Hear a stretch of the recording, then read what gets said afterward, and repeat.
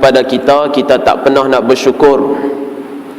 Banyak yang Allah Subhanahu Wa Ta'ala anugerahkan kepada kita, bahkan kita lebih kepada dia untuk kufur, memilih kufur jalan daripada mensyukuri segala nikmat Allah Subhanahu Wa Ta'ala. Kita antara insan yang dipilih oleh Allah Subhanahu Wa Ta'ala untuk duduk dalam majlis ni. Tuan-tuan, letih tak letih kita pun masih tak lari daripada satu masa yang kita kena peruntukkan bagi diri kita, hak pada diri kita untuk mengetahui jalan sebenar dalam Islam kita. Dalam diri kita, kita kena peruntukkan untuk kita mengetahui tentang hukum hakam Allah Subhanahu Wa Ta'ala. Dalam diri kita, kita kena masukkan juga antara hak kita dengan Nabi Allah Sallallahu Alaihi Wasallam. Banyak benda yang kita terpaksa berfikir, banyak benda yang terpaksa kita ambil. Kadang-kadang tu kita kerja siang tak dan nak cerah lagi, dah keluar kerja dah. Belah petang balik, jam campur semua, pi balik apa semua, sampai sini sampai ke malam, badan dah letih. Yang tu baru nikmat untuk kita nak cari duit di atas muka bumi Allah Subhanahu Wa Ta'ala ni. Nak sama-sama tanggung, nak bayar nafkah, nak bagi anak makan, isteri makan, untuk kita nak belanja, beli, bershopping di sana sini. Mana hak kita dengan Allah Subhanahu Wa Ta'ala kalau kita tak ambil satu ruang, satu masa, satu hafsah, satu luangan masa kita pada waktu ketika Allah Subhanahu Wa Ta'ala bagi kita 24 jam tu untuk kita duduk ambil sikit peringatan berdasarkan daripada firman Allah Subhanahu Wa Ta'ala, wa zakir fa inna dzikra tanfa'ul mu'minin. Berilah peringatan. Allah Subhanahu Wa Ta'ala pesan kepada Nabi Muhammad supaya bagi peringatan, kerana sesungguhnya dengan peringatan itu akan memberi manfaat bagi orang-orang yang mukmin, orang yang beriman kepada Allah Subhanahu Wa Ta'ala.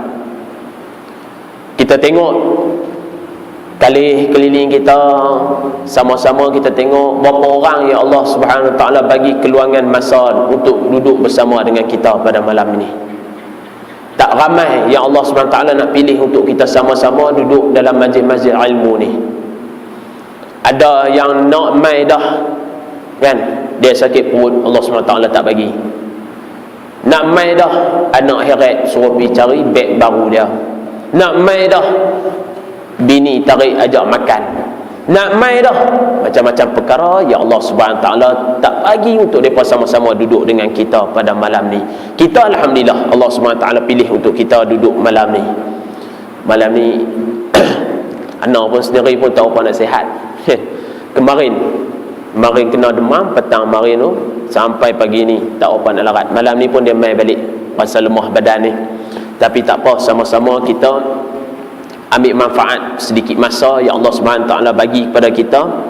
Kita sama-sama berkongsi apa yang perlu kita dengar, apa yang perlu kita faham, sama-sama kongsi. Bukan kata nak main niat nak main mengajak tuan-tuan, tak sangat pun, kerana kadang-kadang hak duduk dalam majlis ini lebih alim daripada yang saya yang duduk cakap depan ni. Kita kadang-kadang kita sama-sama kena main, sama-sama kongsi apa yang ada, kita kongsi. Dengan sebab tu ayat Al-Quran Allah SWT sebut tadi, wa zakir fa inna dzikra tanfa'ul mu'minin. Bagi peringatan, duduk sama-sama bagi peringatan. Kadang-kadang kita tak sedang, kita buat salah, tak ada orang lain nak mai bagi tahu kat kita. Kadang-kadang kita tak tahu, kita tak mai majlis-majlis mana, kita tak tahu apa yang kita buat ni selama ni betul ke ataupun tak betul. Pemahaman kita kadang-kadang tu kita nak cari mana kalau bukan dengan dalam majlis-majlis ilmu agama Allah Subhanahu Wa Ta'ala. Takkan kita nak pergi tengok duduk saja-saja, duduk kerja siang malam, balik tidur makan, kerja keluar kerja. Tak ada langsung hak kita untuk kita nak add satu ilmu, untuk kita nak kenal dengan Allah Subhanahu Wa Ta'ala, untuk kita nak tahu dengan hadis-hadis Nabi Muhammad sallallahu alaihi wasallam. Tuan-tuan hadirin yang dirahmati oleh Allah, hadirat ada tak? Tak tahu dah. Nak suruh mereka menyuk pun takkan kot. Ada satu hadis Nabi Muhammad sallallahu alaihi wasallam sebut kepada kita yang telah diriwayatkan oleh Al-Imam Al-Muslim. Hadis ni yang mana yang hadis ni kadang-kadang orang kita selalu tersalah dalam memahami hadis baginda Nabi Muhammad sallallahu alaihi wasallam. Banyak hadis yang didatangkan kepada kita perlu kepada penghuraian alim ulama. Dengan sebab tu kadang-kadang kita duk baca dengan kitab hadis Syama'il Muhammadiyah. Kadang-kadang kita tengok ada seketika Nabi Muhammad sallallahu alaihi wasallam dia larang kepada kita, dalam satu-satu ketika Nabi Muhammad sallallahu alaihi wasallam suruh buat dengan perkara yang dia larang tu. Mana kata hadis tu bukan ada satu pertentangan, bahkan hadis tu merubah kepada satu-satu hukum. Yang tu kita kena faham. Ada hadis yang kadang-kadang dia kita kena tengok daripada makna yang tersirat. Bukan kita hanya melihat kepada makna yang tersirat. Kadang-kadang hadis yang diturunkan ianya bersifat kepada umum, dan ada kadang-kadang hadis yang bersifat kepada khusus. Yang tu yang kita kena faham. Antaranya hadis yang telah diriwayatkan oleh sahabat baginda Nabi Muhammad sallallahu alaihi wasallam yang bernama Huzaifah. Dia berkata, yakunu ba'di a'immatun la yahtaduna bihuda wa la yastannuna bisunnati wa sayaqumu fihim rijalun qulubuhum qulubus syayatin fi jusmani ins. Qala Huzaifatu kaifa asna' ya Rasulullah in adraktu dhalika. Qala tasma'u wa tuti'u lil'amiri wa in duriba dhahruka wa ukhiza maluka. Hadis riwayat Imam Muslim. Dia kata kepada kita, yakunu ba'di, akan tiba satu ketika selepas daripada aku ini akan datangnya a'immatan la yahtaduna bihuda, akan datangnya pemimpin-pemimpin, pembesar-pembesar yang tidak akan mengikuti dengan petunjukku, wala yastannuna bisunnati, dan juga mereka ini akan tidak menjalani bagi sunnah-sunnahku. Wa sayaqumu fihim rijalun qulubuhum qulubus syayatin, dan akan berada pada mereka orang-orang yang hati mereka adalah hati-hati syaitan, qulubus syayatin fi jusmanin insan, yang akan berada dalam satu jasad manusia itu. Nabi sebut, lepas daripada aku ni, lepas daripada aku wafat, aku meninggal dunia, akan datang para pemimpin yang mana mereka ini tidak akan menunjuk dengan petunjukku. Mereka takkan ikut dengan pengikut, dengan apa yang diajar oleh baginda Nabi Muhammad sallallahu alaihi wasallam. Dan juga mereka ini tidak akan menjalani dengan sunnah-sunnahku. Apa yang aku buat selama ni mereka tinggal, mereka tak mau ikut. Apa yang sunnah yang aku telah buat ni, mereka biarkan. Mereka tak mau tengok langsung dengan apa yang aku buat. Nabi sebut. Kemudian Nabi sebut lagi, dalam diri mereka ni, dalam hati-hati mereka ini ada dipenuhi dengan hati-hati syaitan. Hati mereka, perasaan mereka, hasad mereka dalam diri mereka ni penuh dengan perasaan-perasaan yang dibawa oleh syaitan, yang mana yang seolah-olah syaitan itu duduk dalam jasad manusia. Maka Abu Huzaifah tanya lagi kepada Nabi Muhammad sallallahu alaihi wasallam, kaifa asna'u ya Rasulullah, bagaimana kalau kami jumpa dengan depa ni, apa yang perlu kami perbuat jika kami jumpa dengan depa ni? In adraktu zalika ma asna'u ya Rasulullah, apa yang perlu kami buat in adraktu zalika, sekiranya aku ataupun kami ni berjumpa dengan depa ni, dengan pemimpin-pemimpin hak stem macam ni, hak jahat ni, hak yang zalim ni, buat kat rakyat macam-macam, tak mau ikut sunnah Nabi Muhammad sallallahu alaihi wasallam, kira depa ya. Uzaifah tanya kepada Nabi. Maka Nabi kata, qala tasma'u wa tuti'u lil amiri wa in duriba zahruka wa ukhiza mal. Nabi sebut kepada Huzaifah, kalau hang jumpa dengan mereka ni pada satu ketika ni, mereka ni pemimpin-pemimpin yang mana yang tak mengikuti petunjukku, yang mana mereka ni tak ikut dengan sunnah-sunnah aku, dalam diri mereka ni penuh dengan perasaan-perasaan yang dibawa oleh syaitan, maka Nabi sebut, dengarlah kepada mereka apa yang mereka cakap, engkau dengar dan engkau taati dengan apa yang mereka bawakan, walaupun Nabi sebut punggungmu ini tasma'u wa tuti'u lil amiri wa in darba zahruka, walaupun punggung kamu ini dipukul dan juga harta kamu diambil. Hadis riwayat Muslim. Tuan-tuan, kalau kita tengok daripada hadis ni, apa yang kita nak kata dia pada hadis ni? Mana kata orang zalim macam mana pun kita kena ikut dengan dia, betul ke? Kalau kefahaman kita, orang baca hadis ni, orang nak suruh kita faham dengan hadis ni, orang nak kata macam tu.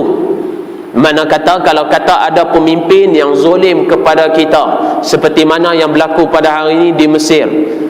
Dr. Bardai, Mursyidul Am, bagi ikhwan akan dibunuh.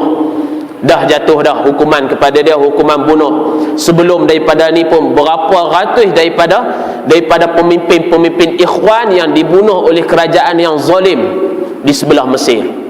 Bagaimana kita tengok ikhwah kita, ikhwan kita yang dibunuh di Syria dengan begitu kejam oleh kerajaan mereka yang zalim.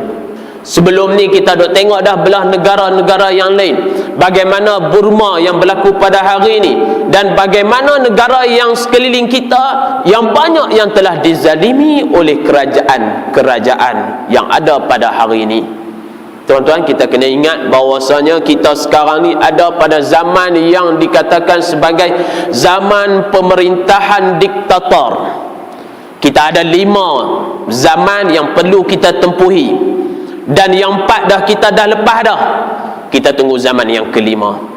Zaman yang pertama di mana Nabi Muhammad SAW sebut dalam hadis dia, pada zaman yang kita akan tepuhi ada sebanyak 5 zaman. Zaman yang pertama, zaman Khalifah Nabi Muhammad SAW yang telah berlalu 1435 tahun yang lalu, 36 tahun yang lalu. Nabi Muhammad ketika mana dia jadi khalifah, kita tengok bagaimana dia pimpin masyarakat setempat pada masa itu. Bagaimana dia boleh menyatukan antara kaum kafir Quraisy, dia boleh satukan antara Aus dan Khazraj. Bagaimana Nabi Muhammad SAW boleh kumpulkan kafir-kafir untuk duduk di bawah pemerintahan dia. Walaupun pada negara itu pada awalnya Nabi Muhammad SAW terpaksa untuk berhijrah daripada kota Mekah untuk menubuhkan satu daripada negara Islam, iaitu di kota Madinah. Pada masa itu Islam adalah antara sebuah daulah, sebuah negara yang mana yang digeruni oleh musuh-musuh Islam satu ketika dahulu, iaitu zaman khalifah baginda Nabi Muhammad SAW. Kemudian Nabi sebut akan masuk selepas daripada aku, akan tumbuhnya ataupun akan adanya khalifah yang dikatakan sebagai Khalifah Ar-Rashidin. Zaman Khalifah Ar-Rashidin, zaman yang kedua, yang mana pada ketika itu yang kita tahu zaman Khalifah Ar-Rashidin, ada setengah ulama kata Nabi Muhammad dimasukkan dalam hadis itu iaitu 30 tahun selepas daripada pemerintahan baginda Nabi Muhammad SAW. Termasuklah dalam itu pemerintahan Sayyidina Abu Bakar radhiyallahu anhu, Sayyidina Umar Al-Khattab radhiyallahu anhu, Sayyidina Utsman bin Affan, dan juga Sayyidina Ali radhiyallahu anhu wa karamallahu wajhu. Zaman yang kedua, zaman yang juga telah lepas daripada kita. Kemudian akan bangkit satu zaman yang Nabi sebut kepada kita, iaitu zaman yang sama-sama mereka ini pemerintahan mereka yang menggigit. Nabi sebut yang menggigit, iaitu zaman yang berlaku pada zaman Abbasiyah, yang berlaku pada zaman Umayyah, yang berlaku pada zaman akhir zaman Utsmaniyah, kejatuhan Utsmaniyah.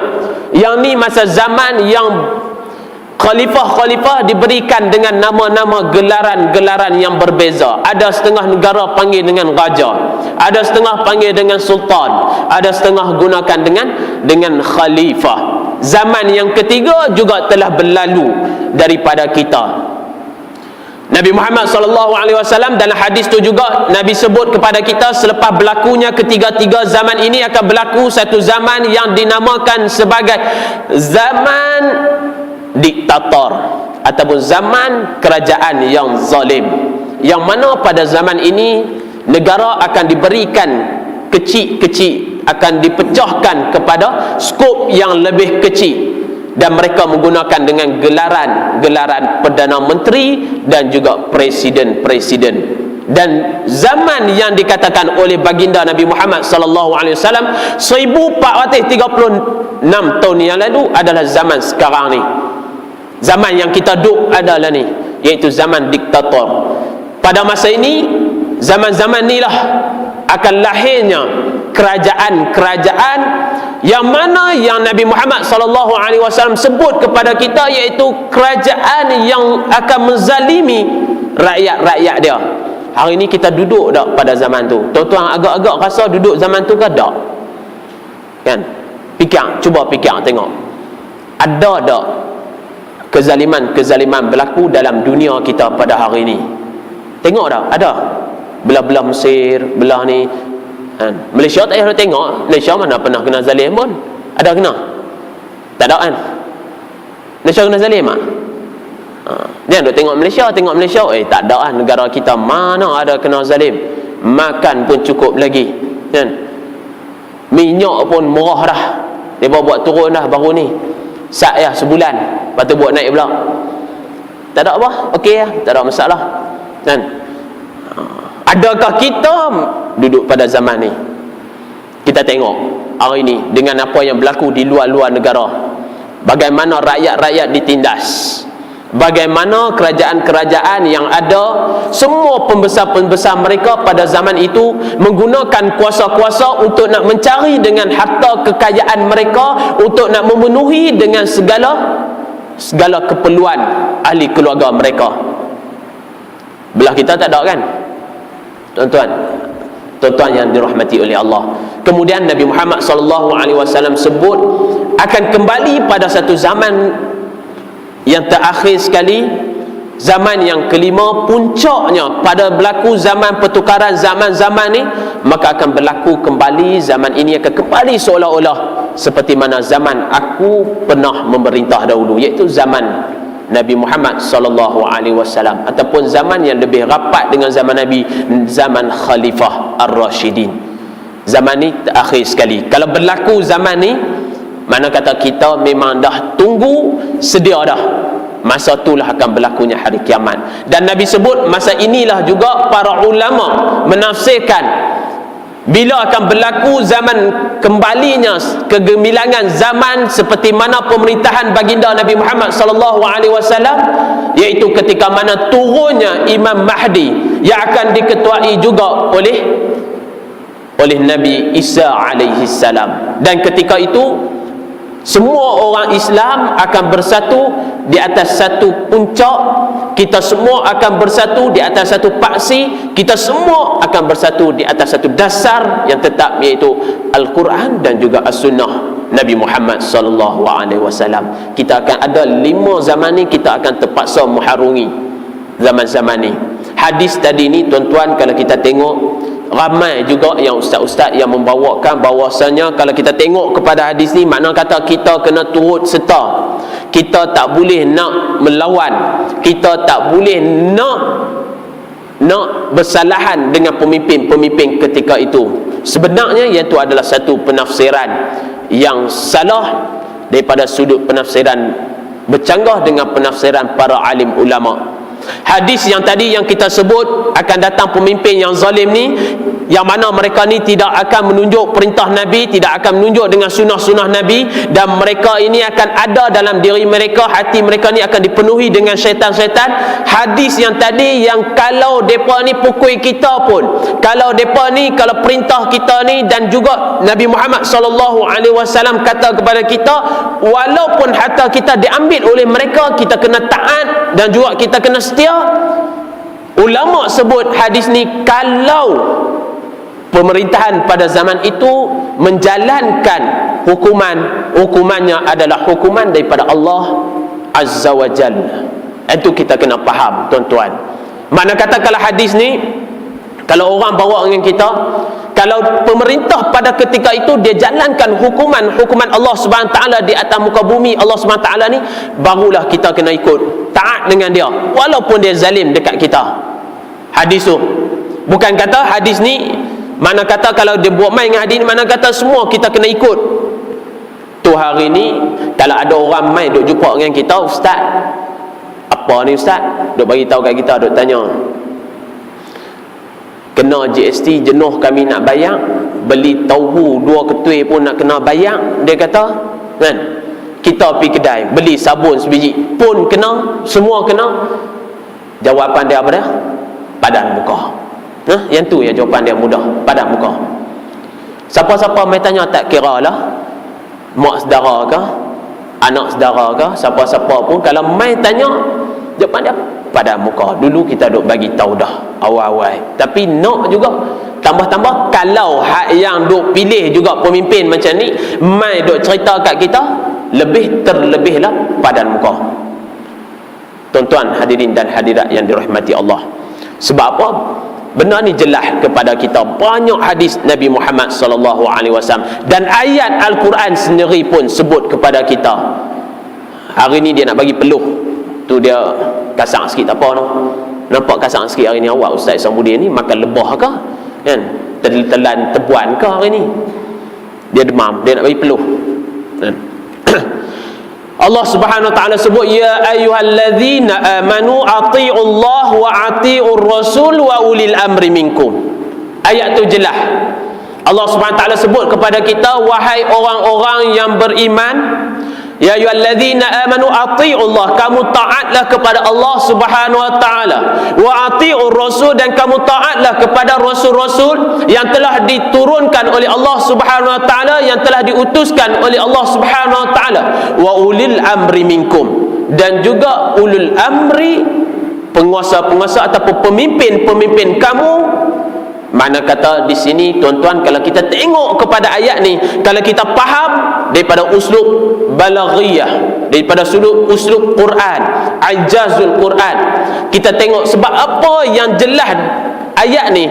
Allah SWT sebut, wahai orang beriman, kamu berilah ketaatan kamu kepada Allah, kamu berilah ketaatan kamu kepada Rasul, tapi kepada ulul amri minkum Allah SWT tak sebut dengan wa'ati'u ulul amri minkum. Jelas. Perasan tak? Perasan ke tak? Tak tahu kami ayat tu pun duduk kat mana, ada kalau Al-Quran kami tak perasan. Jelas tak tuan-tuan? Tengok, kalau tuan-tuan boleh fikir sebab apa yang jadi macam ni. Allah SWT sebut, bagilah kamu satu ketaatan kepada Allah. Dia sebut dengan ati'u, mana kata jelas wajib kepada kita kena bagi ketaatan kepada Allah. Kepada Rasul, wa ati'ur Rasul, dia sebut dengan perkataan ati'ur Rasul, mana kata jelas. Tapi wa ulul amri minkum dia tak sebut dengan ati'u ulul amri minkum. Maka ulama bersalahan pendapat, dan di antaranya ulama menyebut di sinilah sebab apa yang menjadi kekhilafan kita. Mana kata di sini ketidakharusan kita memberi taat kepada pemerintah yang boleh membawa kita kepada kemaksiatan kepada Allah Subhanahu wa taala, ataupun pemerintah yang tidak menjalankan hukum-hukum yang dijalankan oleh Allah Subhanahu wa taala, ataupun pemerintah yang tidak membawa dengan cara pemerintahan yang mana yang telah dibawa oleh baginda Nabi Muhammad sallallahu alaihi wasallam. Jelas kepada kita.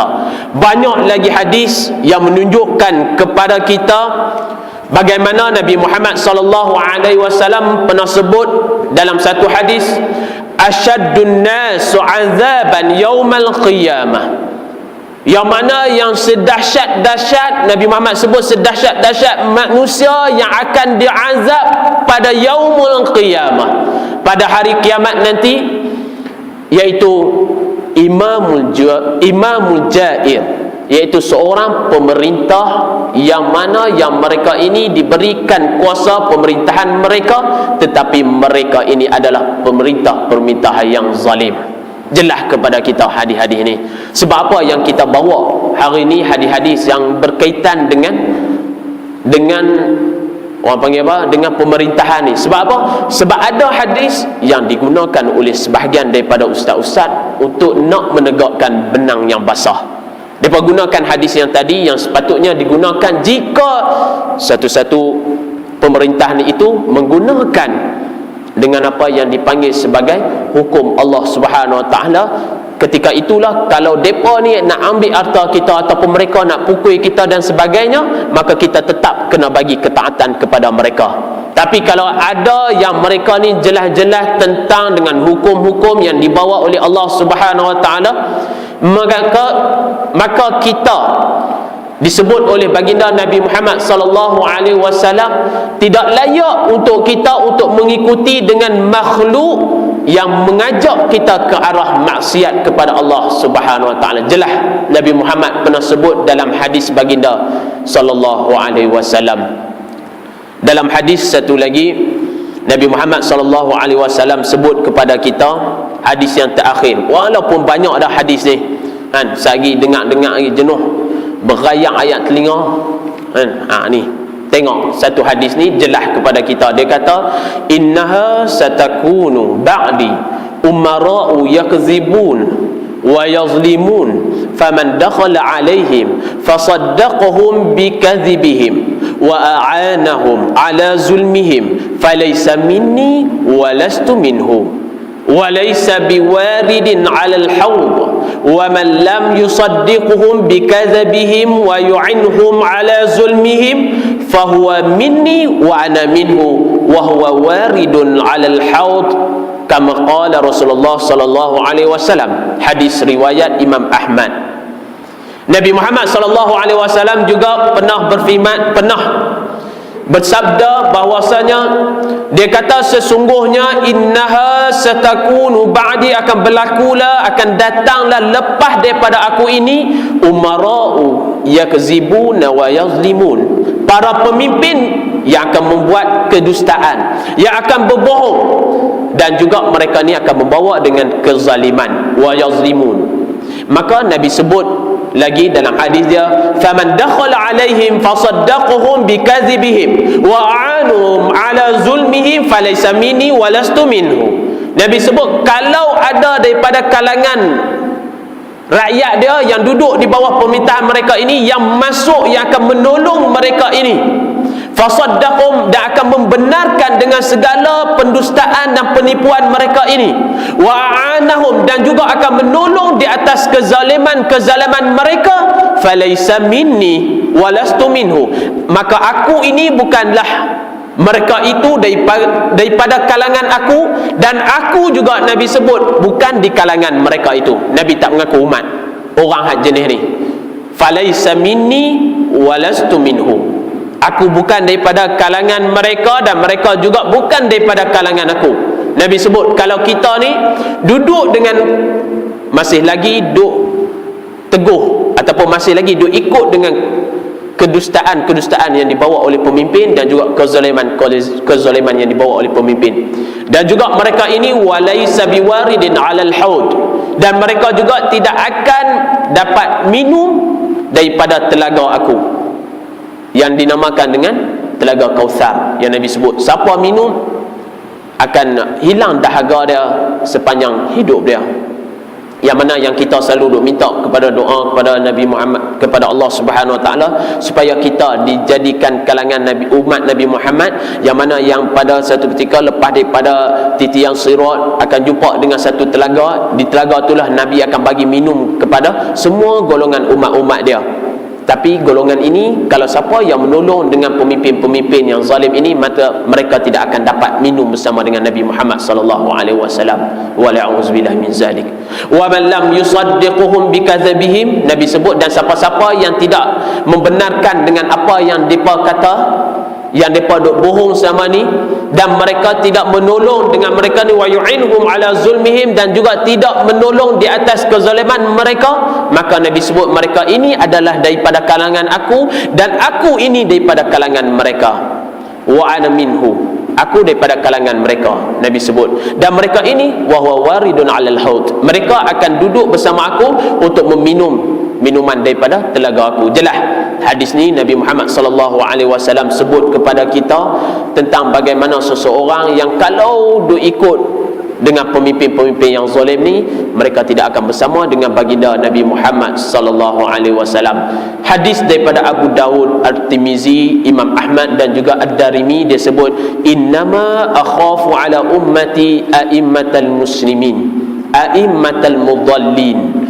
Sesungguhnya Nabi Muhammad kata, yang aku paling takut sekali di atas umat aku adalah berkuasanya para pemimpin yang menyesatkan, a'immatal mudallin. Kalau ada pemimpin-pemimpin dengan sebab ada kuasa mereka, maka mereka akan menyesatkan rakyat-rakyat yang duduk di bawah mereka. Hadis ini pun jelas kepada kita, tuan-tuan, mana kata kita ni di antara golongan-golongan yang mana yang perlu membuat pemilihan-pemilihan yang tepat. Kita kena pilih dan ikut dengan apa yang telah disebut oleh baginda Nabi Muhammad sallallahu alaihi wasallam. Satu penerangan yang agak ringkas, tuan-tuan, untuk kita memahami tentang satu hadis yang mana yang hadis ini banyak digunakan oleh setengah-setengah daripada ustaz untuk nak membenarkan bagi apa yang berlaku, dan dia nak tolak dengan apa yang sepatutnya, yang seharusnya, yang terlebih baik untuk kita pemilih.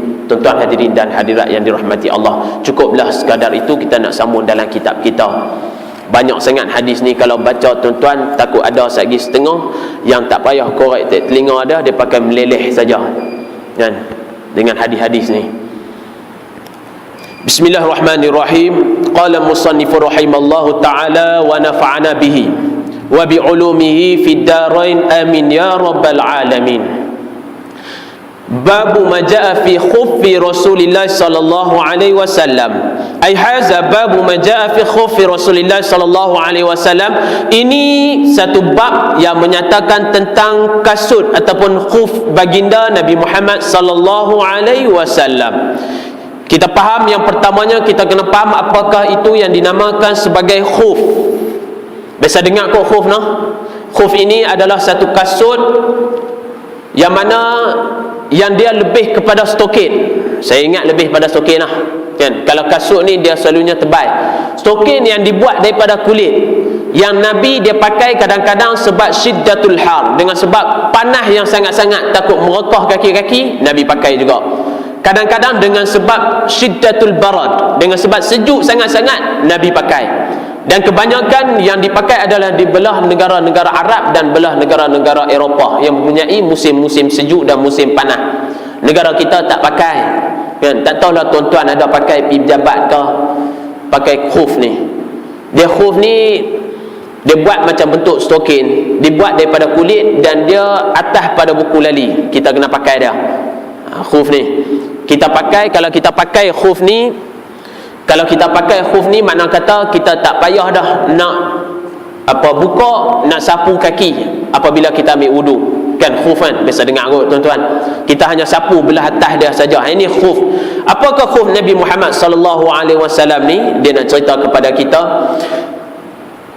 Bismillahirrahmanirrahim. Qala haddatsana Hannad bin Sari qala haddatsana Waqi' an Dalhim bin Salih an Hajir bin Abdullah an Ibnu Buraidah an abihi anna an-Najashiyya ataupun anna an-Nijashiyya, boleh baca dua tu, ahda ila Nabi sallallahu alaihi wasallam khuffain aswadaini sadhajain falabisahuma thumma tawadda'a wa masaha alaihima Raja An-Najashi, daripada hadis telah riwayatkan oleh Buraidah, dia kata Raja An-Najashi seorang raja yang Nabi Muhammad sallallahu alaihi wasallam pernah sembahyangkan dia. Apabila dia meninggal satu ketika dahulu, Jibril alaihi salam, ketika tu Nabi Muhammad sallallahu alaihi wasallam berada di kota Madinah. Raja yang Najashi ni, kalau tuan-tuan tahu yang mana yang Nabi Muhammad SAW sebelum daripada penghijrahan baginda Nabi Muhammad SAW oleh kerana penekanan kan yang kena ke atas baginda Nabi Muhammad SAW, kezaliman yang sehinggakan pada ketika itu Nabi Muhammad SAW telah diarahkan oleh Allah SWT untuk berhijrah. Nabi utuskan beberapa golongan. Pada golongan yang pertama, mereka pipi tak dan sampai, maka mereka singgah dekat Raja Najashi ni. Yang Raja Najashi ni lah yang ambil mereka, bela mereka, sehingga kan Raja Najashi ni pada satu ketika dia peluk dengan agama Islam. Orang tak tahu kata raja mereka ni peluk agama Islam. Sehingga kan dia mati, Nabi dapat tahu kata dia ni seorang Islam apabila malaikat Jibril alaihissalam mai cerita dekat Nabi. Nabi bagi tahu dan juga dia telah meninggal dunia. Maka Nabi buat sembahyang ghaib kepada Raja Najashi ni. Nabi buat sembahyang ghaib semasa Nabi berada di Madinah. Tuan-tuan, Raja Najashi ni kulit hitam lah kan. Dia duduk belah Najashi tu, kulit hitam. Jadi dia kata apa? Raja Najashi menghadiahkan sepasang kasut yang berwarna hitam pekat yang dikatakan sebagai khuf tadi ni kepada baginda Nabi Muhammad sallallahu alaihi wasallam. Satu pasang khufain aswadain dan juga berwarna hitam, fadhajain, dan juga kasut itu adalah kasut yang tidak berbulu, fadhajain. Maka falabisahuma, Nabi Muhammad sallallahu alaihi wasallam pakai kedua-dua khuf tadi tu, summa tawaddaa wa masaha alaihima. Nabi ambil semayang, Nabi ambil wuduk, kemudian Nabi sapu ke atas dua khuf yang telah diberikan kepadanya. Tuan-tuan hadirin dan hadirat yang dirahmati oleh Allah, yang ini juga antara sunnah-sunnah Nabi Muhammad sallallahu alaihi wasallam, iaitu Nabi Muhammad sallallahu alaihi wasallam dia akan pakai khuf dan juga ruksah yang diberikan oleh Allah Subhanahu wa taala, ianya kalau orang berwuduk dengan pakai khuf, kita hanya sapu sebelah atas dia saja. Yang tu kita kena mengaji pula lah kan. Kalau tahu khuf tu kita pakai dia selama mana? Selama satu hari satu malam. Dan bagi orang yang bermukim boleh sapu. Kalau orang yang musafir 3 hari 3 malam dia boleh sapu dari atas khuf dia tu.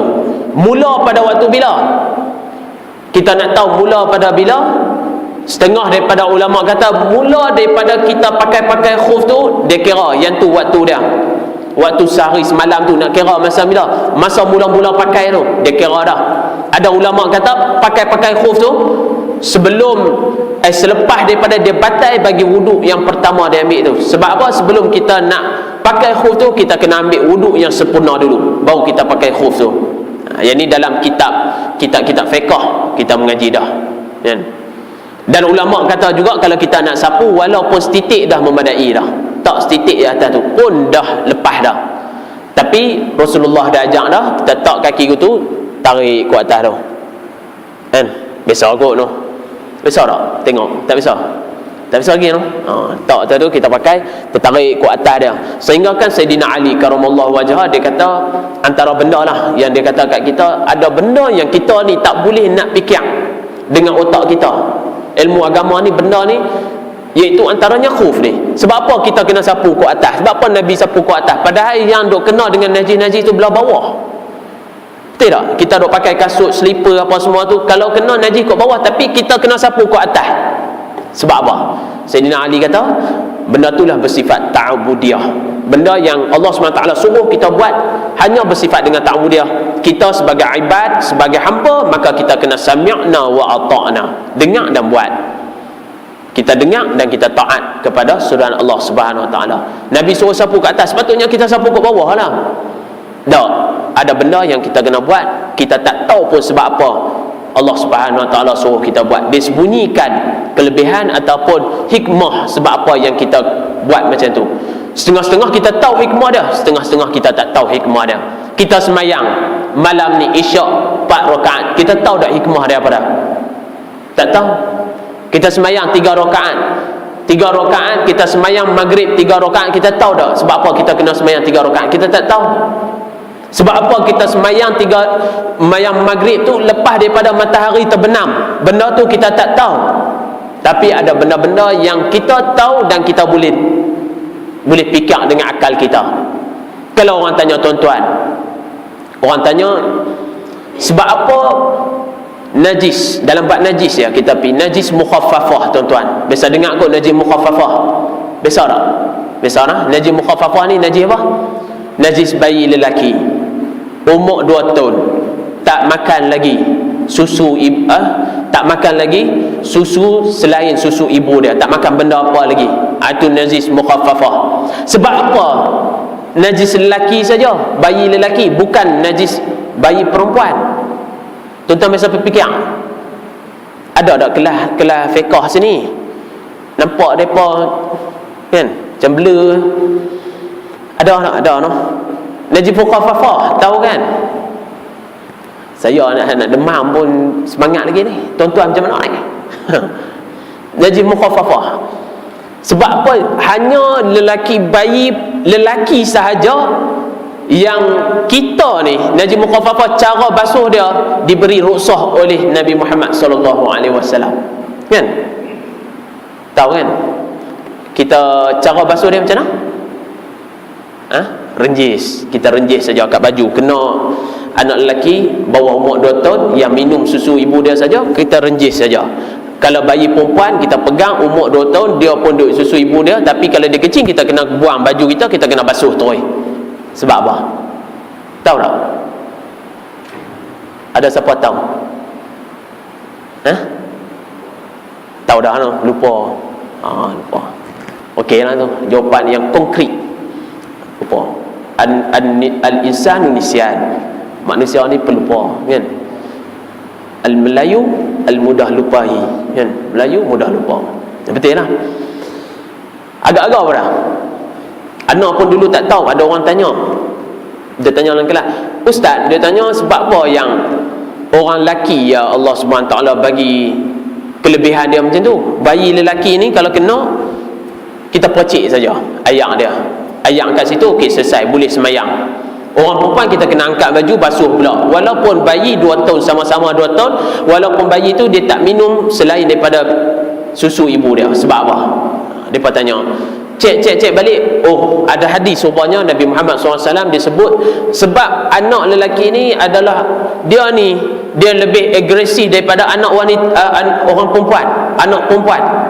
Dia suka duk kelupak dan sebagainya, dan juga dia jenis suka teriak, kita kena dukung dia sentiasa. Rupanya macam tu. Betul tak? Yang ada anak, kita tak ada anak lagi, tak tahu. Dia fikir-fikir dulu, tak tahu lagi. Masa kecil-kecil dulu betul ikut macam ni lah kot. Rupanya Nabi kata macam tu. Jadi kita terpaksa nak bawa dia pergi sini, nak bawa pergi sana. Mana kata Allah SWT turunkan rukhsah kepada kita, kita boleh basuh macam tu. Adapun yang keduanya, dalam kitab lain ulama sebut dengan sebab bayi perempuan ni dia duduk dekat dengan uri mak dia. Uri mak dia tu memanglah semua dulu uri. Uri mak dia tu dekat dengan pundi kencing. Kalau bayi perempuan, ini dalam kitab-kitab Jawi ada. Mereka kata dengan sebab tu ayat kencing orang perempuan ni dia akan lebih apa? Lebih hancing daripada ayat lelaki. Bayi jangan silap, bayi lelaki dia akan lebih hancing lagi. Sebab apa? Sebab uri dia tu dekat dengan pundi kencing mak dia. Ini mungkin daripada sudut penjelasan ni kena tanya doktor lah. Hak mana hak yang doktor-doktor tu boleh pergi tanya, kan? Kena pergi tanya mereka. Ini daripada dalam kitab ada dah, dia tulis macam tu. Dengan sebab tu bayi perempuan tadi kita tak boleh nak apa? Percik kat dia, tak boleh. Lepas tu mereka kata, dok kau ustaz, kami hari ni kami duk tengok hak yang hancing sekali, hak tanda orang lelaki lah ni, kami duk tengok. Oh, dia duk main kiah macam tu, kata tak kena. Memang hari ni hak duk orang lelaki tandah kita hak lelaki ni memang duk hancing. Dia kata kami duk tengok kat stesen, lalu tepi-tepi hak yang stesen Petronas ke stesen mana-mana pun, kalau lalu tepi tandas lelaki lebih hanci daripada hak tu. Masa tu orang duk cerita masa budak-budak, betul tak? Kan depa style gitu lah, orang mengaji ni payah agak. Orang lelaki yang ikut tu, dia duk kiah gitu pula. Okey tuan-tuan, yang tu antaranya. Jadi khuf pun macam tu juga. Sayyidina Ali karamallahu wajhah, ada benda yang kita tak boleh nak tahu, tak boleh nak fikir dengan otak kita, dan ada benda yang boleh kita fikir. Dalam Islam kita ni ada yang boleh kita fikir, dan ada benda yang kita kena buat tu adalah bersifat dengan ta'budiyah kita kepada Allah Subhanahu wa taala. Hadis yang kedua, qala haddatsana Qutaibah bin Sa'id qala haddatsana Yahya bin Zakaria bin Abi Zaidah عن الحسين بن عياش عن أبي إسحاق عن الشعبي قال مغيرة بن شعبة. Dia kata apa? Ahda dihyatu linnabi sallallahu alaihi wasallam khuffaini falabisahuma an Amir wa jubbatan falabisahuma hatta takharraqa la yadri nabi sallallahu alaihi wasallam adzakiyun huma am la. Baik, hadis daripada Mughirah ibn Syu'bah, dia kata bahwasanya Nabi Muhammad sallallahu alaihi wasallam ni, Dihyah iaitu sahabat kepada Nabi Muhammad sallallahu alaihi wasallam, telah menghadiahkan kepada baginda Nabi Muhammad sallallahu alaihi wasallam dengan 2 kasut khuf. Kemudian Nabi Muhammad sallallahu alaihi wasallam pun memakainya. Falabisa huma. Dihyah ibnu Kalbi ni tuan-tuan, seorang sahabat yang mana yang malaikat Jibril alaihi salam selalu, kebanyakan kalau dia nak mai jumpa dengan Nabi dalam bentuk, rupa bentuk manusia, dia akan menyerupai kepada Dihyah. Dihyah ni adalah sahabat Nabi yang cukup handsome, yang cukup smart. Sebab apa? Ramai sahabat-sahabat Nabi yang cukup smart dan handsome ni, tapi malaikat Jibril pilih Sayyidina Dihyah alaihissalam.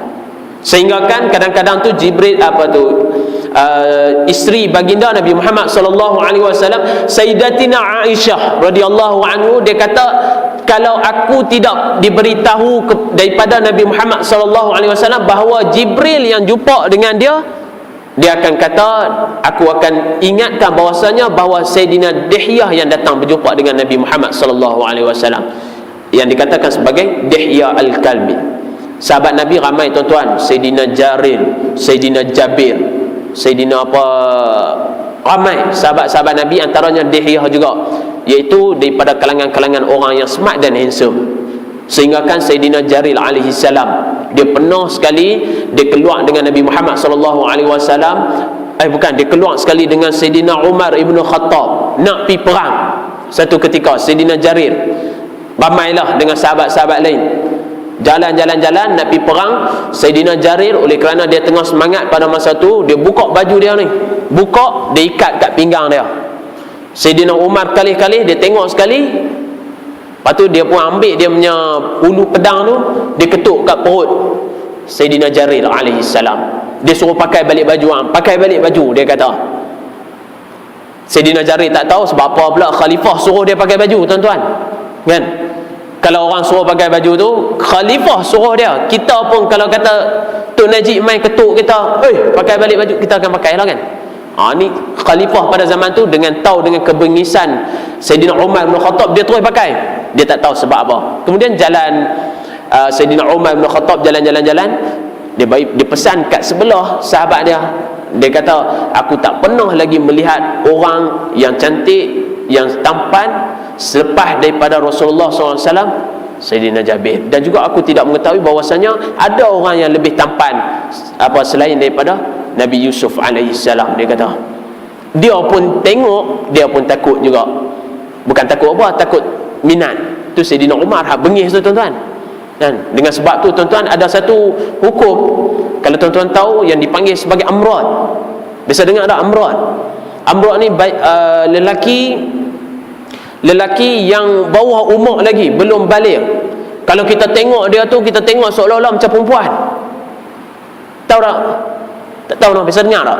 Ada lelaki yang belum balik lagi, bila kita tengok dia tu, boleh tertukar dengan orang perempuan. Hukum dia sama dengan hukum orang perempuan. Kalau lelaki tengok dia teliuk, meleleh, telan, tak boleh. Dia hukum dia sama dengan orang perempuan.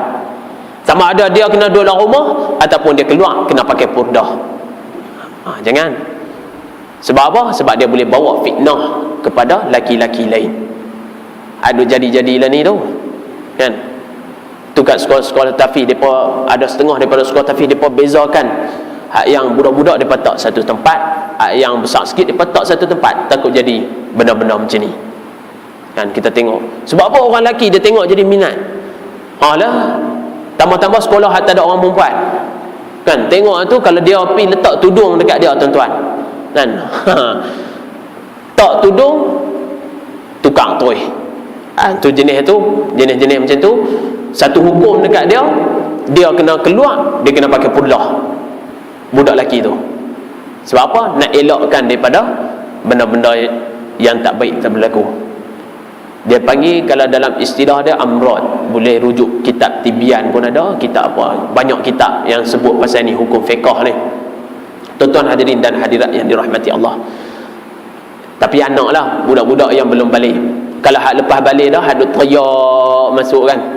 Dan teriak, tolonglah jangan sebarkan saya punya IC dan sebagainya. Itu pun satu masalah juga. Itu ada besar dah.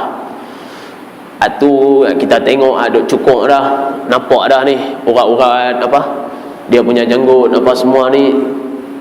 Yang tu lain pula. Tuan-tuan tahu tak ni? Pak blur. Kau nak pergi dah ni. Tahu tak? Nama Hafizal apa? Tahu tak nama Hafizal tu? Lah, ada depan ni tak tahu juga. Cikgu tahu kot? Ayo jangan buat Ustaz Hafizal. Nama dia Hafizal. Ada pantang IC dia tu, nama lelaki, had dia tu muka perempuan sebiji. Lah, tak sampai ke? Tak sampai seruan. Yang dia kata khunsa tu. Kalau khunsa kesian kat dia. Tapi kalau kata dia tu memang maknya, tak payah kesian lah. Kalau khunsa lain, dan khunsa muskil, yang tu kesian lah dia pergi ini kat dia. Tahu no? Dapat dah. Jangan duk sebut Ustaz Hafizal lah, rekod pula ni. Ustaz Hafizal, saya minta maaf depa. Ustaz Hafizal ada kan? Tuan-tuan hadirin dan hadirat yang dirahmati Allah. Yang tu antaranya lah. Okey. Dan juga ni antara sahabat-sahabat baginda, Sayyidina Jarir, Sayyidina Jabir, Sayyidina Dihyah. Jadi Sayyidina Dihyah ni lah antara malaikat Jibril paling suka untuk menyerupai dia.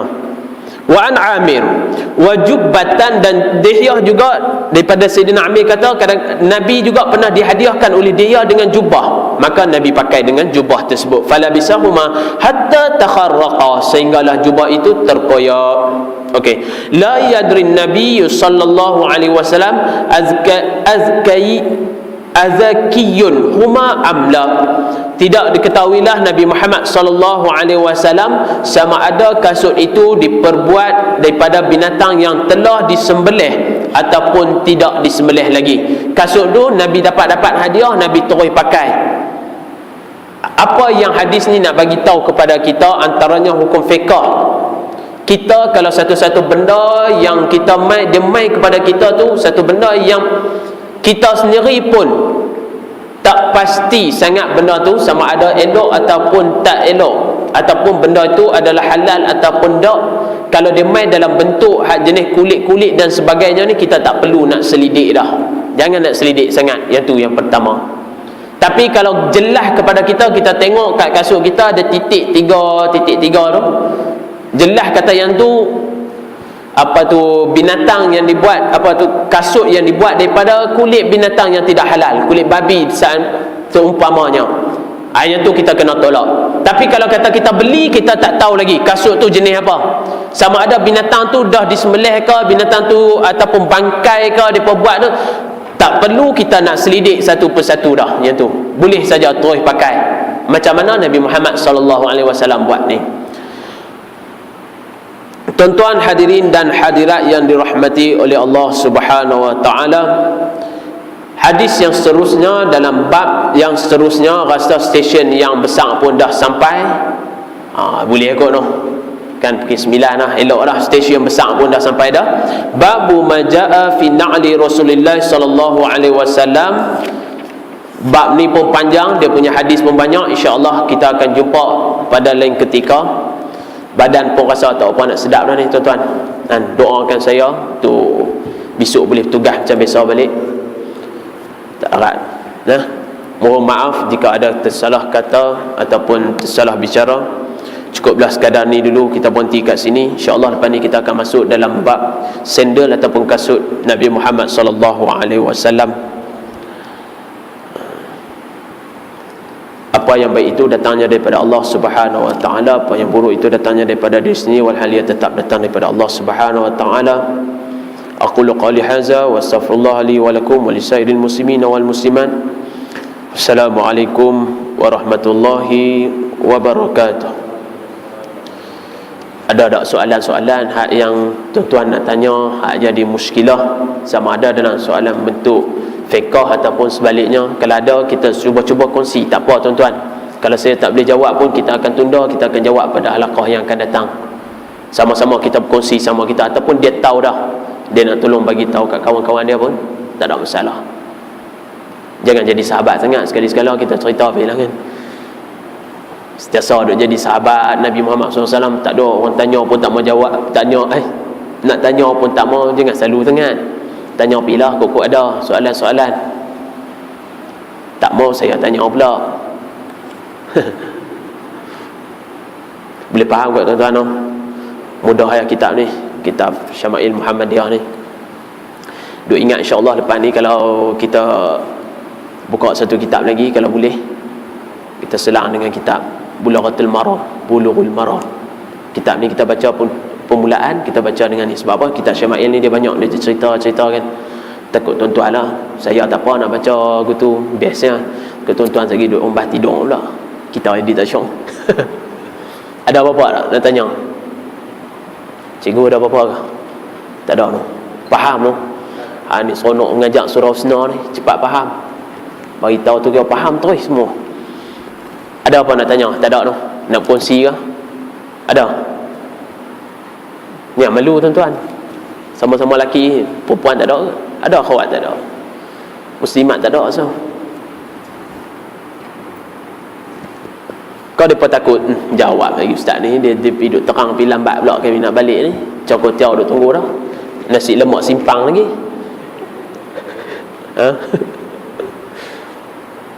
Tak ada no. Bismillahirrahmanirrahim. Alhamdulillahirabbil alamin wassalatu wassalamu ala asyrafil mursalin wa ala alihi washabihi ajma'in. Allahumma ja'alna jam'an hadhi jam'an marhuma wa tafarraqna min ba'di tafarruqan ma'suma. Allahumma salli islam wa izzal muslimin wa salli mujahidin fi kulli makan wa fi kulli zaman. Wa sallallahu ala sayyidina Muhammad wa ala alihi washabihi ajma'in. Subhana rabbika rabbil izzati amma yasifun wa salamun ala al mursalin walhamdulillahi rabbil alamin. Taqabbalallahu minna wa minkum.